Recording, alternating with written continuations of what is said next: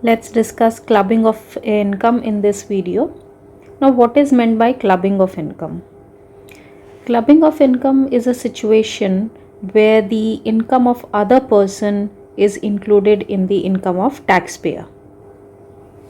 Generally तो हमने देखा है that a person is taxed in respect of income which is earned by him only.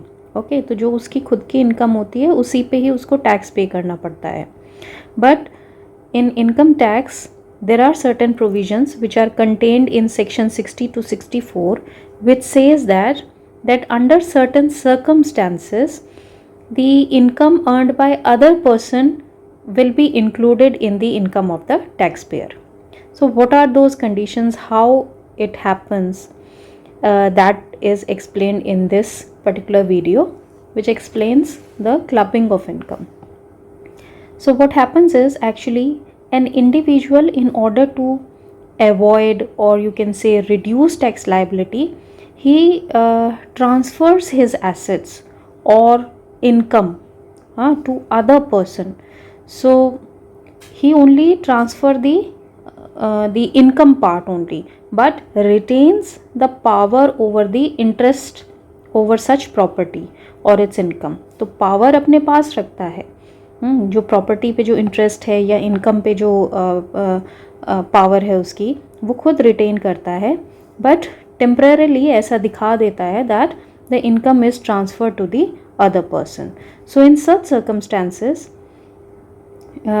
these provisions of clubbing of income they help in counteracting such attempts of the assessee.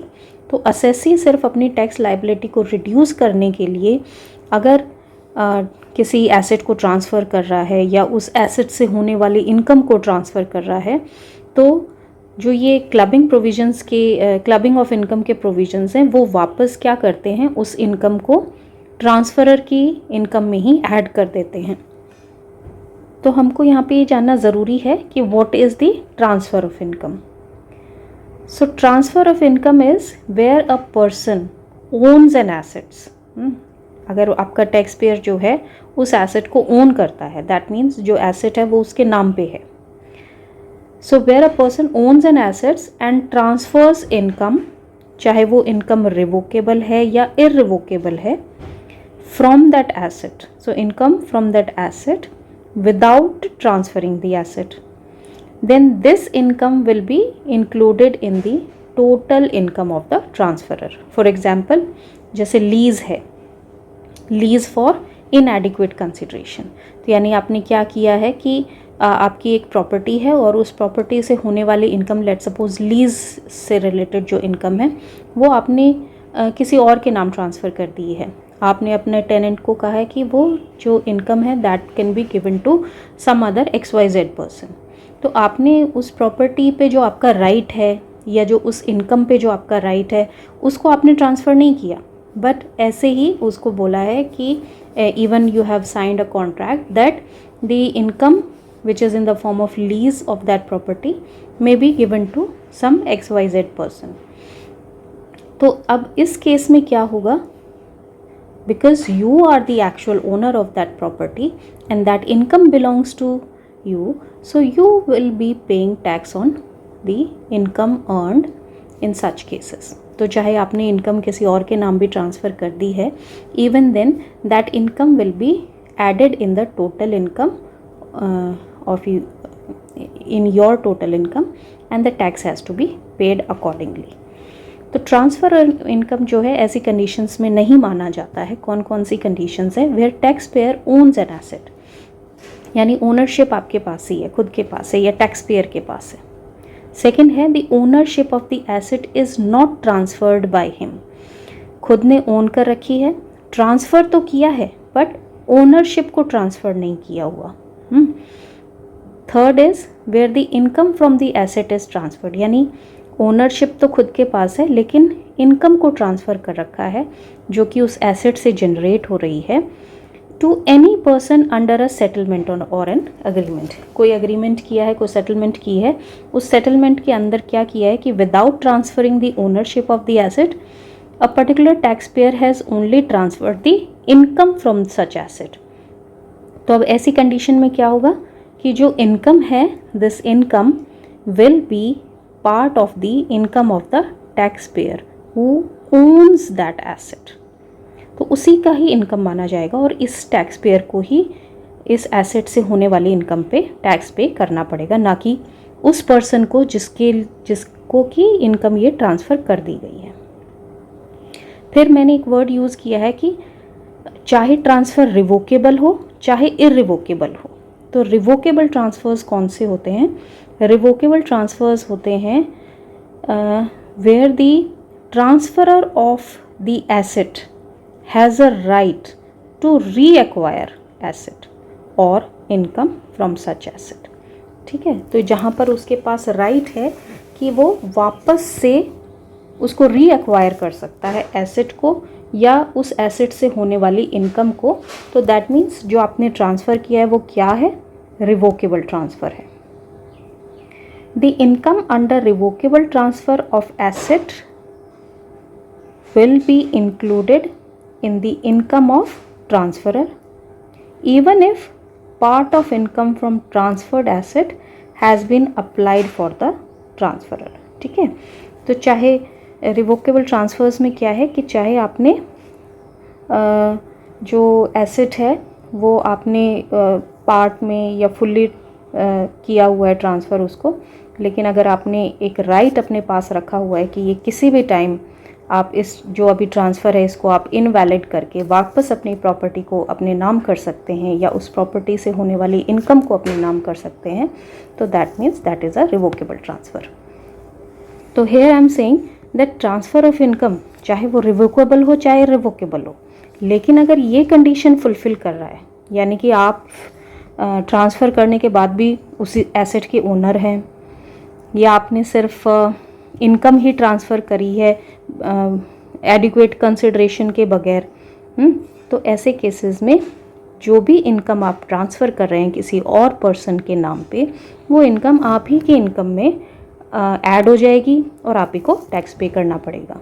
So there is no benefit from taxation point of view, आपकी tax liability reduce नहीं होगी। Revocable transfer में जो है एक exception है कि कब उसको रीट्रांसफ़र नहीं माना जाता है। That is in case of if it is retransmitted to the transferor then that must be in the same capacity. अगर सेम कैपेसिटी में रीट्रांसमिट हो रही है या रीट्रांसफ़र हो रही है तभी उसको रिवोकेबल ट्रांसफ़र बोला जाता है, अदरवाइज नहीं। For example there is an HUF और HUF ने जो है कोई प्रॉपर्टी ट्रांसफ़र करी है and the transfer is done to let's suppose some XYZ। Okay, तो now if there is a settlement which is made by HUF and there is a retransfer of this property or any asset, then that let's suppose there is one individual who is a member of HUF। ठीक है, individual जो है ये वैसे member है HUF का, पर individual की अपनी भी एक कैपेसिटी है। Now initially HUF has transferred the asset to XYZ। अगर XYZ वापस से HUF को ही वो एसेट ट्रांसफ़र करता है तो दैट इज़ रीट्रांसफ़र, या इसको रीट्रांसमिट कहेंगे, या इसको हम कहेंगे एक तरह का रिवोकेबल ट्रांसफ़र था जो कि HUF ने किया था। But if XYZ transfers that asset to this individual who is a member of HUF, then such transfers are not revocable transfers। Why? Because यहाँ पर जो है कैपेसिटी चेंज हो गई है। यहाँ पर जो ट्रांसफ़र हुआ था वो HUF की कैपेसिटी में ट्रांसफ़र हुआ था और यहाँ पे जो ट्रांसफ़र वापस हो रहा है वो एक इंडिविजुअल की कैपेसिटी में हो रहा है। तो कैपेसिटी चेंज होने के कारण से it can not be termed as retransfer. तो अब इसके प्रोविजंस क्या क्या हैं, किस केसेस में हम इनकम को क्लब करते हैं। तो सबसे पहला है इनकम ऑफ स्पाउस। जनरली जो है कोई भी अपनी इनकम को ट्रांसफ़र किन के नाम करता है, या तो अपने स्पाउस के नाम या अपने चाइल्ड के नाम या फिर sons wife, because it is generally believed that the wife's initially, पहले जो है फीमेल्स कम जॉब करती थी, तो they had no other income from their salaries और सम बिजनेसेस। चाइल्ड का भी कोई अपनी इनकम नहीं होती है, और similarly in case of sons wife. So what they used to do is they used to transfer some part of their income to these people so that their overall tax liability is reduced. तो इन्हीं की cases में generally हम देखेंगे कि clubbing of income के provisions हैं, एक दो एक्सेप्शंस और भी हैं. तो इनकी जो इनकम है वापस हम टैक्स पेयर की इनकम में ही ऐड कर देते हैं. This is what clubbing provisions means. तो will start with first, that is the income of the spouse. यानी किन कंडीशंस में जो इनकम है, स्पाउस की इनकम है, वो उसके दूसरे स्पाउस की इनकम में ऐड हो जाएगी. ओके यानी सभी केसेस में नहीं है कि अगर हस्बैंड वाइफ हैं तो उनमें से एक ही जन जो है टैक्स पे करेगा, ऐसा नहीं होता है.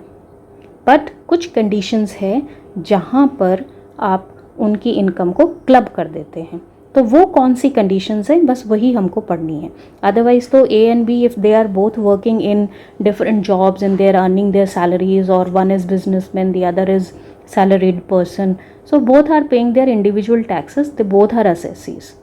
But if certain conditions, जैसे कि ये वाली कंडीशन और एक और कंडीशन है, अगर ऐसी कंडीशन अराइज होती हैं तो उस केस में हम उनकी इनकम को क्लब कर देंगे. तो लेट्स स्टडी कि वो कौन सी कंडीशंस है जिसमें कि स्पाउस की इनकम जो है क्लब हो जाएंगी. So first is income to spouse from a concern in which such individual has substantial interest. वो इनकम चाहे डायरेक्ट है या इनडायरेक्ट है, वो इनकम चाहे कमीशन या फीस या किसी और रेम्यूनरेशन की फॉर्म में मिल रही है, चाहे वो कैश में हो या फिर काइंड में हो. तो सबसे पहले तो हमको यही समझना है कि what is meant by substantial interest. There is a couple A and B. तो हम कह रहे हैं कि ये जो ए है, ए का किसी कंपनी में, देयर इज़ XYZ कंपनी और अ कंसर्न जिसमें इसका सब्सटैंशियल इंटरेस्ट हो. ओके तो ऐसी कंपनी से अगर बी को कोई इनकम हो रही है, कैसी कंपनी से, जिसमें ए का सब्सटैंशियल इंटरेस्ट है, तो ऐसी कंपनी से अगर बी को इनकम हो रही है, इनकम कैसी, जो कि डायरेक्ट भी हो सकती है, इनडायरेक्ट भी हो सकती है, जो कि कैश में भी इसको रिसीव हो सकती है और काइंड में भी रिसीव हो सकती है, कमीशन, सैलरी, फीस, किसी भी फॉर्म में, अगर XYZ कंपनी बी को, जो कि ए का स्पाउस है और वो ए जिसका कि सब्सटैंशियल इंटरेस्ट है XYZ में, तो ये जो इनकम बी को हो रही है, ये सारी की सारी इनकम जो है ए की इनकम के साथ क्लब कर दी जाएगी. तो ए की जो इनकम है उसमें ये वाली इनकम जो XYZ पे कर रहा है बी को, दैट विल बी एडेड, और you can say it will be clubbed. Okay substantial interest का क्या मतलब है? Substantial interest means that A has 20% voting power in XYZ, और you can say 20% of the profit of such concerns are owned by this person. Tax payer जो है हमारा यहाँ पे. इसमें जो है एक्सेप्शन भी है. एक्सेप्शन क्या है? That where spouse possesses some technical और professional qualification and income, this income जो कमीशन, फीस, ये सब है, this income is attributable to such knowledge. यानी अगर जो बी है वो अपनी ही कैपेसिटी में, अपनी स्पेशल नॉलेज के कारण या अपनी टेक्निकल स्किल्स के कारण, अपनी एक्सपर्टीज़ के कारण, अगर वो XYZ से कोई फ़ीस, कमीशन, सैलरी रिसीव कर रही है, तो फिर वो बी की ही इनकम है. ओके तो बी की इनकम है और बी अपनी इनकम पे टैक्स पे करेगा. तो ए के साथ क्लब नहीं कर सकते इस केस में, जहाँ पर स्पाउस जो है कोई टेक्निकल नॉलेज पोजेस करती है और टेक्निकल नॉलेज के कारण जो है उसको अर्निंग हो रही है। ओके, द सेकेंड इज, अगर किसी स्पाउस को कोई इनकम है फ्रॉम द एसेट्स ट्रांसफर्ड, तो एसेट्स जो है that must be in the nature other than the house property, यानी हाउस प्रॉपर्टी के अलावा अगर कोई भी एसेट जो है स्पाउस जो है ट्रांसफ़र करता है अपने दूसरे पार्टनर को, ए जो है बी को कोई एसेट ट्रांसफ़र कर रहा है जो कि हाउस प्रॉपर्टी नहीं है, तो उस केस में भी जो एसेट से इनकम हो रही है तो वो इनकम जो है ए की ट्रांसफरर, ये ट्रांसफरर है हमारा, ट्रांसफरर की इनकम में ही ऐड कर देंगे। ओके, तो अगर ट्रांसफ़र कर रहा है ये ए जो है बी को ट्रांसफ़र कर दिया एसेट या उस एसेट से होने वाली इनकम, तो बी को टैक्स नहीं पे करना, बल्कि उस इनकम पे वापस से इस ट्रांसफरर को ही टैक्स पे करना पड़ेगा। इस रूल के भी कुछ एक्सेप्शंस हैं, दीज आर द एक्सेप्शंस, यानी कि इन पर्टिकुलर कंडीशंस में क्लबिंग प्रोविजंस जो है अप्लाई नहीं हो सकते। कौन कौन सी एक्सेप्शंस हैं? First is adequate consideration. Adequate consideration का मतलब है कि ये जो ट्रांसफ़र किया है, ए ने बी को एसेट ट्रांसफ़र किया है, उसके बदले बी ने जो है ए को एडिक्वेट कंसिडरेशन दिया है इन टर्म्स ऑफ मनी और मनीज worth.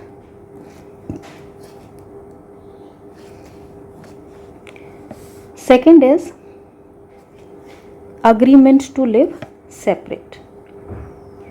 If the transfer has been made with regard to the agreement to live apart, यानी इन्होंने डिसीजन लिया है that they will be living separately, not divorced but they will live separately, they will continue to be married but they will not live under the same you can say एक साथ नहीं रहेंगे, तो separation हो चुका है एक दूसरे का, तो उस सेपरेशन की एग्रीमेंट के तहत अगर ए ने कोई एसेट ट्रांसफ़र किया है बी को, तो वो जो है उस ट्रांसफ़र को लीगल माना जाएगा और उससे होने वाली, उस एसेट से होने वाली इनकम जो है वो फिर बी की ही इनकम हो जाएगी और बी को ही उस पर टैक्स पे करना होगा। Next is asset transferred before marriage.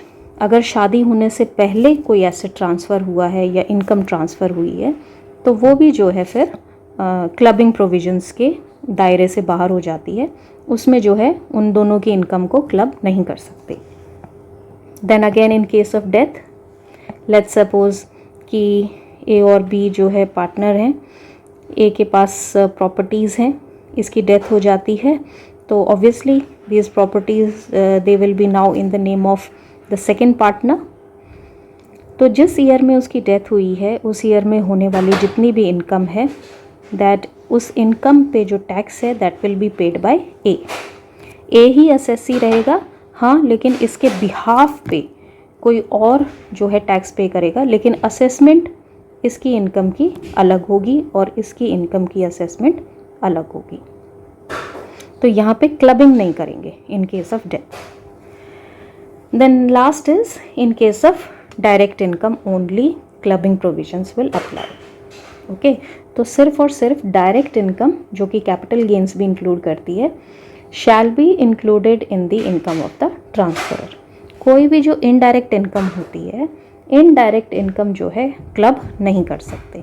For example that there is ये दो पर्सनस हैं स्पाउसेस, ए ने जो है A has some amount of shares जो कि उसने बी को ट्रांसफ़र कर दिए हैं। अब बी को जो है जो भी इनकम हो रही है इन शेयर्स के कारण इन द फॉर्म ऑफ डिविडेंड और कैपिटल गेन्स, तो ये सारी क्या है, डायरेक्ट इनकम है बिकॉज ऑफ शेयर्स। तो ये जो डायरेक्ट इनकम है ये इनकम जो है बी की इनकम नहीं मानी जाएगी, it will be the income of A only, क्योंकि उसने शेयर्स ट्रांसफ़र किए हैं अपने स्पाउस को। ओके, और ये हाउस प्रॉपर्टी भी नहीं है। So income to spouse from assets transferred which are other than house property, तो वो वापस से ट्रांसफरर की ही इनकम में ऐड करते हैं। तो डिविडेंड और capital gain being the direct income they will be added in the income of A. Indirect income क्या होगी, दैट जो भी ये डिविडेंड रिसीव हुआ है, इस डिविडेंड से अगर बी ने फर्दर शेयर्स खरीद लिए हैं। Now the income received on these shares in the form of dividend और capital gain, these are your indirect incomes. ये हमारी इनडायरेक्ट इनकम हो गई है और इस इनकम पे ए को टैक्स पे नहीं करना। ओके, इस इनकम पे जो है अब बी ही टैक्स पे करेगा। Next is transfer for immediate और deferred benefit of sons wife. So any income transferred for immediate or deferred benefit of own spouse or son's wife, which may be arising either directly or indirectly to any person from assets transferred without adequate consideration, and that shall be included in the total income of such individual. तो अगर किसी individual ने कोई asset transfer करा है किसी को, okay, without adequate consideration, let's suppose एक कंपनी XYZ उसको एसेट ट्रांसफ़र किए हैं, तो अब जितने अमाउंट का वो एसेट है या इनकम जो भी ट्रांसफ़र की है बिना एडिक्वेट कंसिडरेशन के, तो उतने अमाउंट की इनकम किस लिए ट्रांसफ़र की है उसने, ताकि उसको या तो इमीडिएटली या later on the same amount of benefit is given to son's wife, son की वाइफ या खुद के स्पाउस को भी अगर इस तरह के लिए ट्रांसफ़र किया है, ट्रांसफ़र फॉर इमीडिएट, या तो तुरंत बेनिफिट मिले या डेफर्ड लेटर ऑन। तो XYZ को ट्रांसफ़र किया है but XYZ will be giving some benefit to the son's wife और स्पाउस ऑफ ए। तो इस केस में क्या है, जो भी ये अमाउंट ऑफ इनकम है that will be included in the total income of A, और ए को ही जो है पैसे उस पर टैक्स पे करना पड़ेगा। ओके, तो ट्रांसफरर की इनकम में ही ऐड किया जाता है, उसको ऐसे इंडिविजुअल की इनकम में ऐड कर देते हैं। Next is clubbing of income in case of minor child. So any income accrued to or earned by a minor child is clubbed with the income of either of the parent, mother भी father भी, whose income is greater। तो mother और father में से जिसकी भी income ज़्यादा होती है उसके इनकम में माइनर चाइल्ड की इनकम को क्लब कर देंगे। If parents are separated, so income will be included in the total income of the parent who is maintaining the child। तो अगर पेरेंट सेपरेट हैं तो बच्चा जिसके पास रह रहा है, जो मेंटेन कर रहा है, जो भी पेरेंट, वो चाहे मदर है या फादर है, ना उसकी इनकम में जो है माइनर चाइल्ड की इनकम को ऐड किया जाएगा। However if there is an exception here, if the income of the minor child is because of the activity which is conducted by the child himself by way of, let's say, manual work or activities which involve application of his skills, talents or specialized knowledge and expertise, then the income so earned will not be included in the parent's income। okay, तो जहाँ पर बच्चा जो है खुद income को earn कर रहा है because either by some manual work that he is doing और because he possesses some technical knowledge और सम स्किल्स, जैसे अवार्ड उसको कोई मिला है किसी रीज़न पे, या उसको कोई प्राइज़ मनी मिला है, या उसने कोई टैलेंट शो में पार्टिसिपेट किया जिससे उसको कोई प्राइज़ मनी मिला, तो ये सारी इनकम जो है उस चाइल्ड की एक्चुअल इनकम है और उस इनकम पे पेरेंट को टैक्स नहीं देना है। Child himself will be paying the taxes. Also ये जो सेक्शन है ATU, ये क्या कहता है, if the minor child is suffering from some disability, कौन सी disability, which is specified in section ATU, ये सारी जो है हम डिडक्शंस का जब टॉपिक आएगा, deductions under 80C to 80U, तो तब हम उन डिडक्शंस को डिटेल में करेंगे। अभी के लिए हम इतना जानेंगे कि 80U जो है चाइल्ड की डिसेबिलिटी से रिलेटेड है। तो अगर माइनर चाइल्ड किसी डिसेबिलिटी से सफ़र कर रहा है जो ATU में आती है, तो उस केस में क्लबिंग नहीं होगी। Okay, so minor child should not be suffering from any disability of the nature specified in section 80U। ये वाला जो रूल है ये क्या कहता है कि क्लबिंग ऑफ तो हो गई इनकम की, तो जो चाइल्ड की इनकम है वो पेरेंट की इनकम में ऐड हो गई। कौन से पेरेंट की इनकम में? जो भी हायर अर्न कर रहा है, चाहे वो मदर है चाहे फादर है, तो जिसकी भी हायर इनकम है उसमें हम उसकी इनकम को ऐड कर देंगे। तो इसमें जो है पेरेंट जो है कुछ रिलैक्सेशन ले सकता है, एग्जेम्पशन ले सकता है ऑफ ₹1500, ठीक है, या जो एक्चुअल अमाउंट है विच एवर इज़ लेस। तो जनरली यही अमाउंट लेस मिलेगा, तो इतने अमाउंट की एग्जेम्पशन क्लेम कर सकता है पेरेंट। अदरवाइज़ जितनी भी टोटल इनकम है चाइल्ड की, वो सारी इनकम जो है पेरेंट की इनकम में ऐड हो जाएगी और उस पर पेरेंट को ही टैक्स देना है। एक्सेप्शन मैंने आपको बता दिया है कि ये एक्सेप्शन है और एक ये एक्सेप्शन है जिस केस में हमको क्लबिंग नहीं करनी है। Next is income from converted property. So any property which is transferred by an individual who is a member of HUF to the common stock of the family without adequate consideration, then such property is known as converted property. तो converted property क्या हो गई कि कोई HUF है और इसका member है, ये individual is member of this HUF। अब इंडिविजुअल के पास कोई प्रॉपर्टी है और उस प्रॉपर्टी को उसने HUF को ट्रांसफ़र कर दिया है बिना एडिक्वेट कंसिडरेशन के, यानी बदले में कुछ नहीं मिला है या प्रॉपर कंसिडरेशन नहीं मिला है। तो ये जो प्रॉपर्टी इसने ट्रांसफ़र करी है, इस प्रॉपर्टी को हम बोलते हैं कन्वर्टेड प्रॉपर्टी। तो इस कन्वर्टेड प्रॉपर्टी से जो भी इनकम HUF को हो रही है वो सारी की सारी इनकम जो है इंडिविजुअल की मानी जाएगी, यानी इंडिविजुअल की इनकम में क्लब की जाएगी और इंडिविजुअल को ही उस पर टैक्स पे करना है।